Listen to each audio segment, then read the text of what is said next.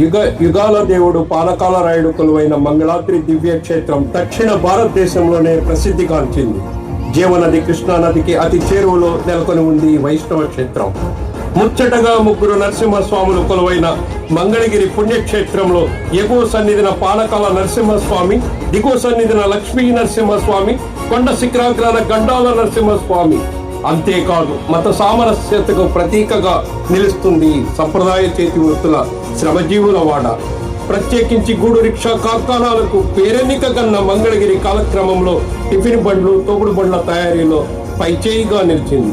ఆధ్యాత్మికంగాను చేనేత కేంద్రంగాను ఖ్యాతినార్జించిన చైతన్యగడ్డ మంగళగిరి రాజా వాసిరెడ్డి వెంకటాద్రి నాయుడు పాలనలో నిర్మించిన అంబరాన్ని తాకుతున్నట్లుండే 11 అంతస్తుల గాలి గోపురం మంగళగిరికే ముకుటాయమానంగా నిలుస్తుంది.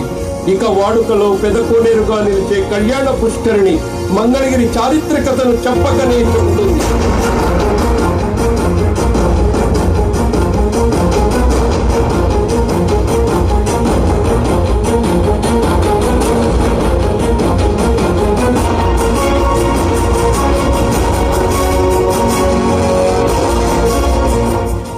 ప్రాచీన చరిత్రకు ఆనవాలుగా, చరిత్ర ప్రేమికులకు స్వర్గధామంగా నిలుస్తాయి ఉండవల్లి గుహలు.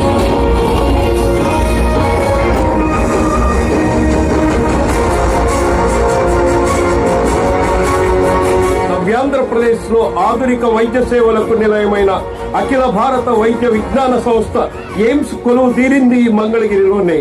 కృష్ణా డెల్టాను ఆంధ్రప్రదేశ్ కు అన్నదాతగా మలిచిన ప్రకాశం బ్యారేజీ మన చెంతనే ఉండటం మనకెంతో గర్వకారణం.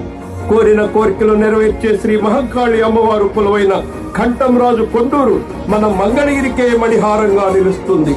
నవలూరు ఏసీఏ అంతర్జాతీయ క్రికెట్ స్టేడియం నవ్యాంధ్రప్రదేశ్ క్రీడాంధ్రప్రదేశ్ గా తలెత్తుకునేలా రూపుదిద్దుకుంటోంది.